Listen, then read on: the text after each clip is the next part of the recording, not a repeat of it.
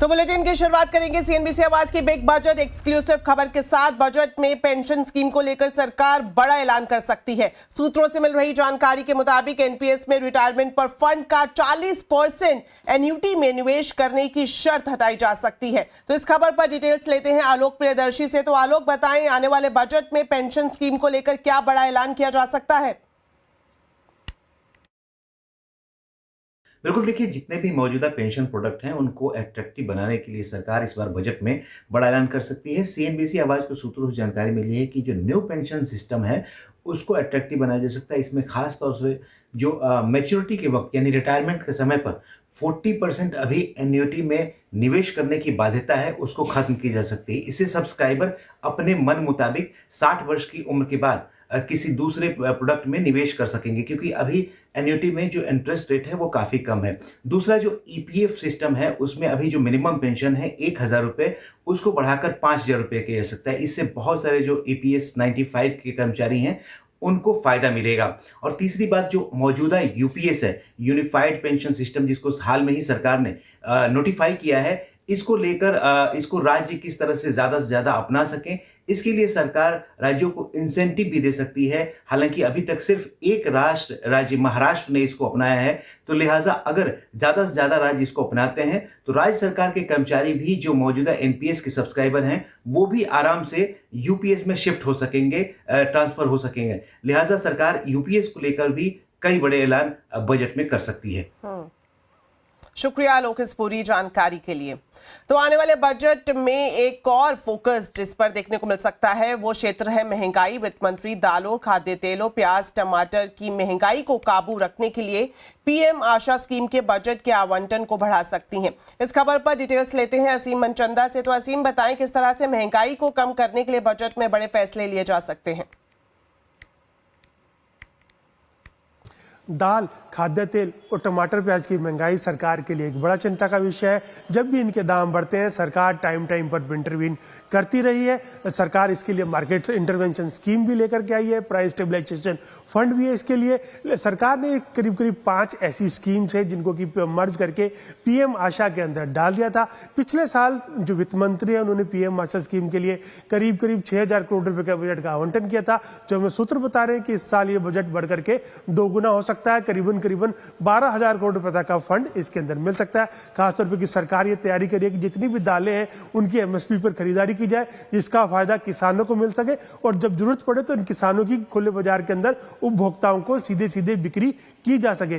टमाटर प्याज के जब दाम बढ़े थे तो सरकार ने तब भी इंटरवीन किया था, टमाटर प्याज खरीद करके उनकी सस्ती दरों पर बिक्री की थी। खाद्य तेलों को भी वही हिसाब है। सोयाबीन के जब दाम गिरे थे तो सरकार ने किसानों से सोयाबीन खरीदी थी। तो पीएम आशा एक बहुत महत्वपूर्ण स्कीम है जिसको कि सरकार आगे बढ़ा चढ़ा करके पेश करना चाहती है। तो इसके लिए एक बड़ा वित्तीय फंड आपको एलोकेशन देखने को मिल सकता है। इससे सरकार को लगता है कि जो किसान है उनको भी सपोर्ट किया जा सकेगा और जो उपभोक्ता है उनकी भी महंगाई से रक्षा की जा सकेगी। तो एक बजट में आप एक बड़ा एलोकेशन इसके ऊपर आता हुआ देख सकते हैं।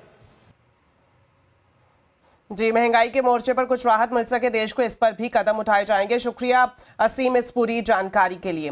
तो बजट का काउंटडाउन शुरू हो गया है, कुछ ही दिन दूर है देश का बजट। ऐसे में बजट के किन बड़े आंकड़ों पर नजर रहेगी, बताने के लिए अब हमारे साथ जुड़ रहे हैं आशीष वर्मा। बताएं आशीष, आपके पास क्या है जानकारी? 1 फरवरी यानी सैटरडे को बजट आना है, तो एक्चुअली इफेक्टिवली यहां से सिर्फ 3 कारोबारी सत्र बचे हुए हैं। सबकी नजरें होंगी फाइनेंस मिनिस्टर पे। ये मैडम निर्मला सीतारमण का, ध्यान रखिएगा, 8वां स्ट्रेट यूनियन बजट प्रेजेंटेशन है। और जब भी बजट की बात आती है अपन रिटेल के जहन में एक ही सवाल आता है, टैक्स में कुछ रिलीफ आएगा नहीं आएगा, दरों में कुछ कटौती होगी कि नहीं होगी। जहां तक उसकी बात है, एक्सपेक्टेड है कि इस बार पर्सनल इनकम टैक्स पेयर्स को इस बजट में कुछ रिलीफ सरकार देती हुई नजर आए। शायद इनहैंस्ड एग्जेम्पशंस हो, डिडक्शंस हो, पर आएगा क्या आएगा वो तो 1 तारीख को पता चलेगा। पर कई सारी ब्रोकरेजेस जो इस रिलीफ की बात कर रही हैं वो ये भी लिख रही हैं कि कोई मटीरियल इंपैक्ट इन स्टेप्स का रेवेन्यू पर नहीं होगा। तो आप समझ लीजिए हमारी जेब में कुछ ज्यादा आना नहीं है, अगर आया भी तो। पर बजट इसके अलावा बहुत कुछ होता है।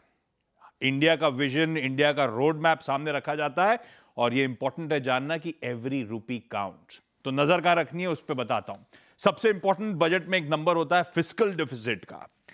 तो वो जो फिस्कल प्रूडेंस है, क्योंकि इस समय एक्सटर्नल सेक्टर में बहुत अनसर्टेनिटीज हैं, खासतौर पे ट्रम्प साहब के आने के बाद, तो फिस्कल प्रूडेंस के पाथ पे शायद हम चलें। और फिस्कल प्रूडेंस से मेरा मतलब है अपने फाइनेंसेस को रिस्पॉन्सिबली मैनेज करना।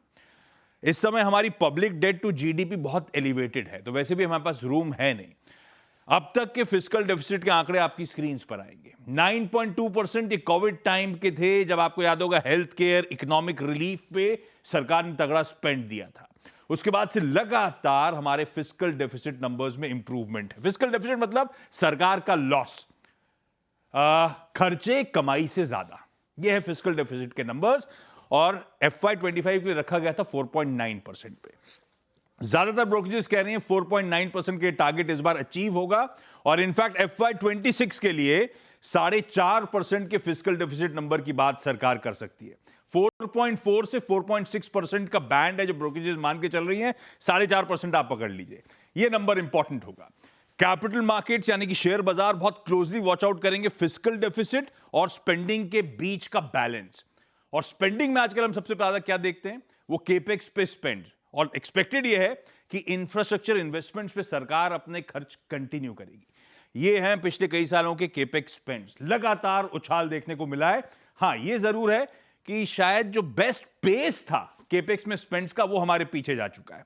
ज्यादातर ब्रोकरेजेस कहती हैं या तो एट नॉमिनल जीडीपी या उससे नीचे के आप केपेक्स स्पेंड्स आते हुए देखेंगे। 3.4% ऑफ FY24 जीडीपी ये केपेक्स स्पेंड्स थे पिछले साल के। ब्रोकरेजेस कहती हैं इस पे कैप है, इसके बियॉन्ड अब सरकार जाएगी नहीं। तो देखते हैं किस तरह के केपेक्स के खर्चों की बात करती है। हाँ, ये जरूर होगा जो भी केपेक्स पे खर्चे हो रहे होंगे शायद इस नए साल के लिए फ्रंट लोड कर दें, क्योंकि इकोनॉमी दिक्कत में है, तो शायद खर्चे पहले तूल पकड़ लें। और एक बात और ध्यान रखिएगा, ये आंकड़ा शायद लाइकली है मिस हो रहा होगा पिछले साल का, क्योंकि हमें पता है केपेक्स में स्लो डाउन आया हुआ है। तो ये मिस्ड आंकड़े से आपको शायद ग्रोथ अच्छी नजर आ रही होगी, पर वो कैलकुलेशन, वो मैथ आपको करना पड़ेगा। एक और इंपॉर्टेंट रेवेन्यू है जॉब क्रिएशन का, उस पर शायद सरकार का फोकस हो। फोकस कैसे हो? लेबर इंटेंसिव मैन्युफैक्चरिंग पे जोर, MSMEs को क्रेडिट मुहैया कराना, रूरल हाउसिंग प्रोग्राम्स को प्रोत्साहित करना, स्किलिंग पे जोर देना। ये पिछले बजट में हुआ था। इनहैंस्ड एम्प्लॉयमेंट जनरेशन स्कीम्स आई थी, स्किल डेवलपमेंट पे जोर दिया गया था, शायद इस बजट में भी ये किया जाएगा। खैर, एक्सपेक्टेशन हम सबकी बहुत ज्यादा हैं। ग्रोथ को तूल दिया जाए, हमारा अर्बन स्ट्रेस रिड्यूस किया जाए, प्राइवेट इन्वेस्टमेंट्स को तूल दिया जाए, एक्सपोर्ट को बूस्ट करा जाए, और हम चाहते ये भी हैं कि फिस्कल कंसोलिडेशन के पाथ पे सरकार कंटिन्यू करे। इसीलिए हम हर साल कहते हैं बहुत टाइट रोप है जिस पे मैडम सीतारमण उनकी टीम को वॉक करना है। देखते हैं कैसे समन्वय बिठाती हैं।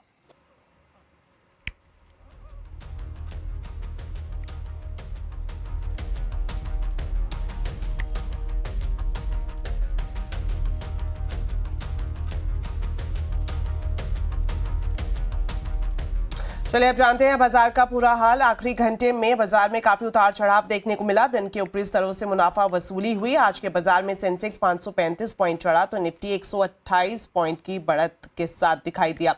सेंसेक्स ऊपरी स्तर से 610 पॉइंट और निफ्टी ऊपरी स्तर से करीब 180 पॉइंट फिसल कर बंद हुआ। बाजार की पूरी डिटेल्स अब जानते हैं कंचन नौटियाल से। तो कंचन, बताएं, आज बाजार में काफी उतार चढ़ाव की स्थिति रही, तो ऐसे में किन सेक्टर में तेजी और कहां सुस्ती दिखाई दी? तो डेफिनेटली आज हफ्ते का जो दूसरा कारोबारी दिन है, हमें वहां पे एक उतार चढ़ाव तो देखने को मिला है, लेकिन बात करते हैं कि स्टॉक स्पेसिफिक एक्शन किस तरीके का रहा है। सबसे पहले बात करते हैं निफ्टी के बढ़ने वाले शेयर। बजाज फाइनेंस में करीबन 4.5% की तेजी देखने को मिली है। आज इसके नतीजे भी आने वाले हैं। साथ ही साथ एक्सिस बैंक में भी 4% की बढ़ोतरी देखने को मिली है। बैंकिंग पैक में हमें अच्छा खासा तेजी देखने को मिली है, क्योंकि आरबीआई की जो कमेंट्री आई है उसका रिफ्लेक्शन सीधा बैंकिंग शेयर में गया है। श्रीराम फाइनेंस और साथ ही साथ बजाज फिनसर्व में भी अच्छा खासा मोमेंटम देखने को मिला है आरबीआई की कमेंट्री के बाद। गिरने वाले शेयर में सन फार्मास्यूटिकल, ब्रिटानिया, हिंडाल्को, ग्रासिम। अगर हम देखेंगे तो पूरे के पूरे फार्मा शेयर में आज एक प्रेशर आता हुआ दिखाई दिया है, क्योंकि जो ट्रंप की तरफ से कमेंट्री आई है टैरिफ हाइक को लेके, उसका सीधा रिफ्लेक्शन मेटल्स में और साथ ही साथ फार्मा शेयर में दिखा है। मिड कैप की बात करी जाए तो बालकृष्ण इंडस्ट्री में 6% की तेजी, bank of India, Jubilant food work और एयू स्मॉल फाइनेंस भी अच्छी खासी तेजी के साथ बंद हुए हैं, यानी कि बैंकिंग पैक यहाँ पे लीड कर रहा है। गिरने वालों में Petronet LNG, BSE limited, Dixon technology और फेडरल बैंक में आज हमें गिरावट देखने को मिली है। डिक्सन टेक्नोलॉजी में तो बड़ा डेंट लगता हुआ दिखाई दिया है, क्योंकि सेमीकंडक्टर चिप को लेके जो इंपोर्ट पे टैरिफ हाइक को लेके ट्रंप ने बात कही है, वहां से सीधा सीधा इंपैक्ट यहां पे दिखाई दिया है। शुक्रिया कंचन इस पूरे अपडेट के लिए। बाजार की गिरावट से अगर आप परेशान हैं तो आपको डरने की जरूरत नहीं है। बाजार में गिरावट खरीदारी का शानदार मौका है, ये कहना है मॉर्गन स्टैनली के रिदम देसाई का। तो क्या है रिदम देसाई की स्ट्रैटेजी रिपोर्ट की हाइलाइट्स, बता रहे हैं मेरे सहयोगी यतिन मोता।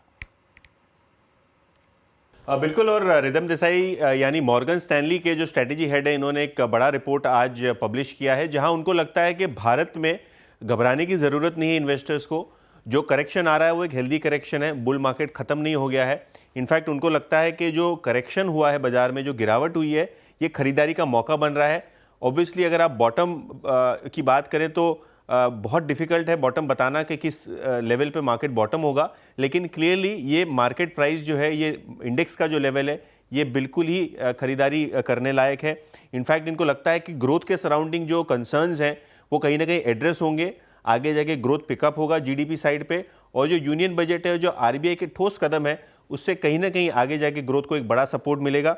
इनफैक्ट इनको लगता है कि प्राइवेट फाइनेंशियल्स यानी जो प्राइवेट बैंक्स है, एनबीएफसीज है, यहाँ रिस्क रिवॉर्ड काफ़ी फेवरेबल हो चुका है। ग्रोथ के लिए क्या चीज़ें हैं जो आगे जाके मॉर्गन स्टैनली को अच्छी लग रही हैं?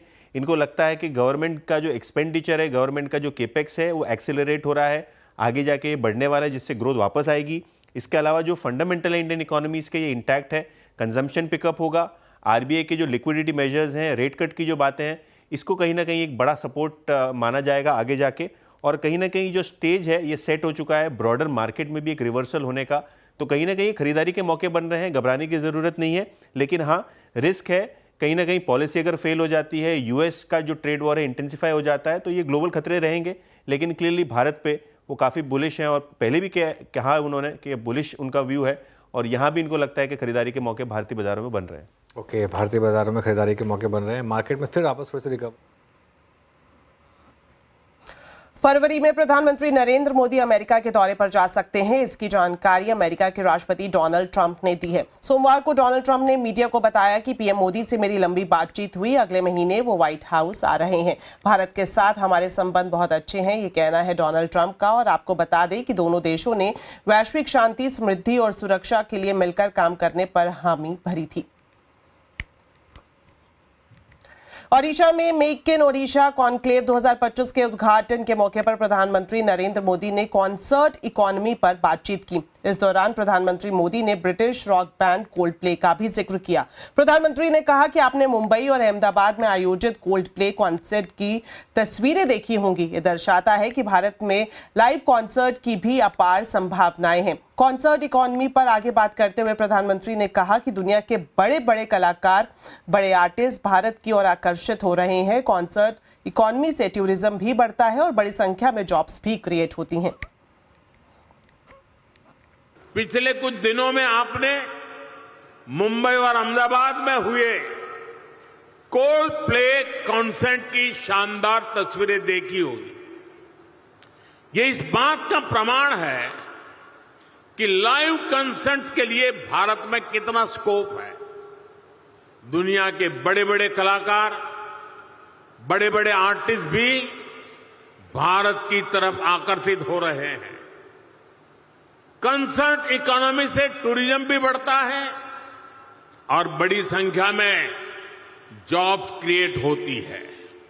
मेरा राज्यों से, प्राइवेट सेक्टर से आग्रह है कि कंसर्ट इकोनॉमी के लिए जरूरी इंफ्रास्ट्रक्चर पर फोकस करें, जरूरी स्किल्स पर फोकस करें। आपको बता दें प्रधानमंत्री नरेंद्र मोदी आज ओडिशा की राजधानी भुवनेश्वर पहुंचे, जहां उन्होंने जनता मैदान में Utkarsh Odisha make in Odisha conclave 2025 का उद्घाटन किया। यहां प्रधानमंत्री ने अपने संबोधन में ओडिशा की जमकर तारीफ की। उन्होंने कहा कि ओडिशा आउटस्टैंडिंग है, जहां कई सारे मौके हैं, यहां के लोगों ने आउट परफॉर्म करने का जुनून दिखाया है। आसियान देशों ने भी ओडिशा के साथ ट्रेड और ट्रेडिशन के कनेक्ट को मजबूती देने में दिलचस्पी दिखाई है। आज इस क्षेत्र में संभावनाओं के इतने द्वार खुल रहे हैं जितने आजादी के बाद पहले कभी नहीं खुले। चलिए अब आपको बता दें, कर्नाटक सरकार आज मुंबई में इन्वेस्टर्स के बीच रोड शो कर रही है। कर्नाटक के उद्योग मंत्री एमबी पाटिल शाम को मुंबई के सेंट रीजर्स होटल में मुंबई के उद्योगपतियों से मुलाकात करेंगे और साथ ही उनके सामने निवेश के मौके पर चर्चा भी करेंगे। ये रोड शो कर्नाटक में होने वाले global investor meet invest Karnataka 2025 की तैयारियों के तहत किया जा रहा है। आज के रोड शो में राज्य सरकार उद्योगपतियों के सामने निवेश के लिए कर्नाटक में उपलब्ध संसाधनों का प्रेजेंटेशन देगी। मंत्री पाटिल के साथ उद्योग और व्यापार विभाग के प्रमुख अधिकारी भी प्रेजेंटेशन देंगे।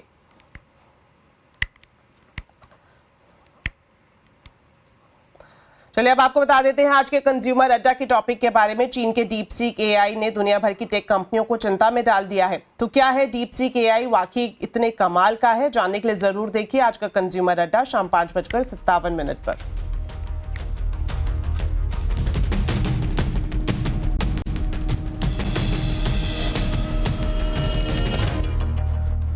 ब्रेक के बाद आपका स्वागत है और अब बात करते हैं दिल्ली के चुनावी दंगल की।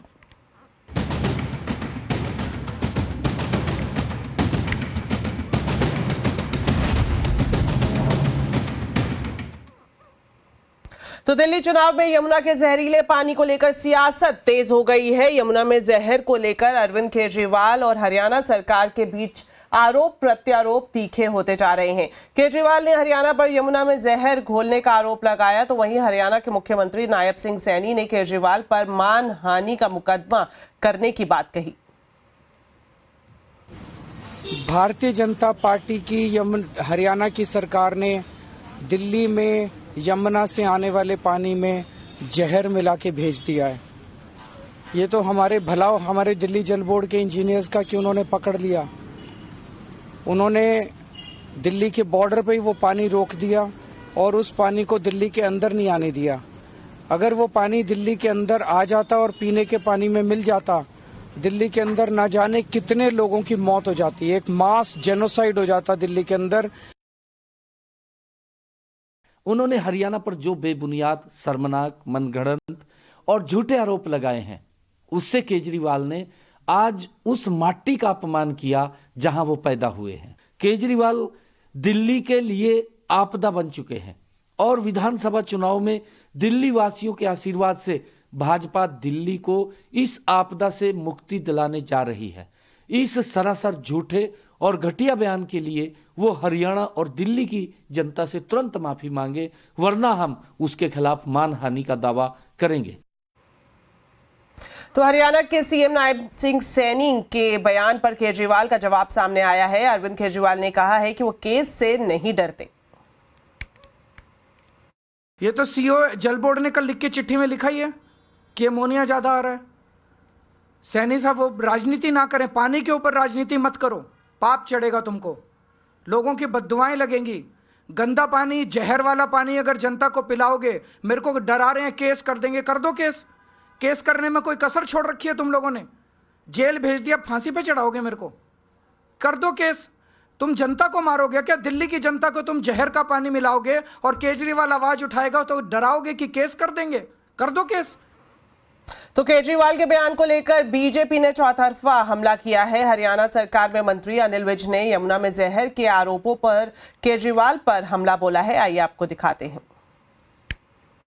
10 साल तुम्हारा राजा दिल्ली में रह गया, तुम यमुना साफ नहीं कर सके और दूसरों पर दोषारोपण करते हैं। यमुना जहां से दिल्ली में प्रवेश करती है, आप इंडिपेंडेंट साइंटिस्ट ले आओ, सारा मीडिया ले आओ, वहाँ का बीओडी चेक कर लो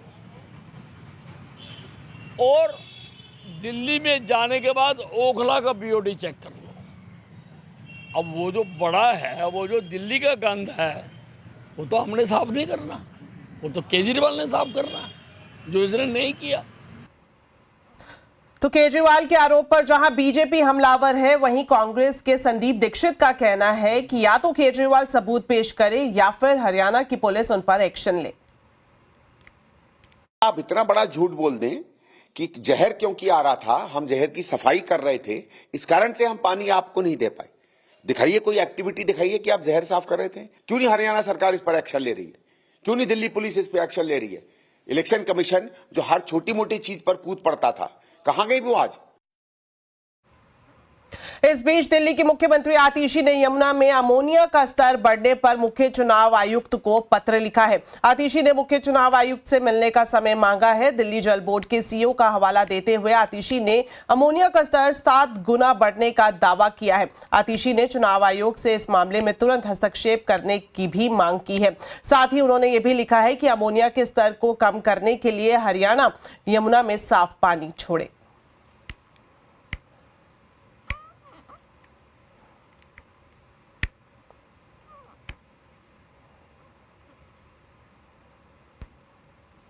वहीं दूसरी तरफ हरियाणा के खिलाफ अरविंद केजरीवाल के दावों को दिल्ली जल बोर्ड ने सिरे से नकार दिया। दिल्ली जल बोर्ड के सीईओ ने मुख्य सचिव को पत्र लिखा। उन्होंने कहा कि हरियाणा के कारण यमुना में अमोनिया के बढ़ने की बात गलत और बेबुनियाद है।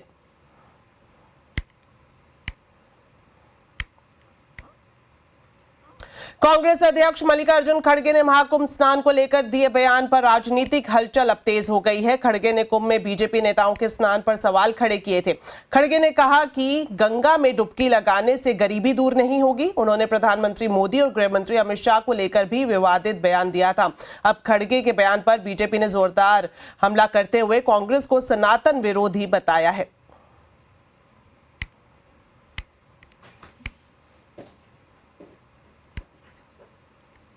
इंडिया गठबंधन में कांग्रेस की सहयोगी समाजवादी पार्टी ने मल्लिकार्जुन खड़गे के बयान से किनारा कर लिया है। समाजवादी पार्टी ने कहा कि खड़गे को अपने बयान पर पुनर्विचार करना चाहिए। मैं आज चैलेंज करता हूं कि मल्लिकार्जुन खड़गे जी और कांग्रेस पार्टी, राहुल गांधी और सोनिया जी किसी और धर्म की आस्था के विषय में ऐसा कह सकते हैं?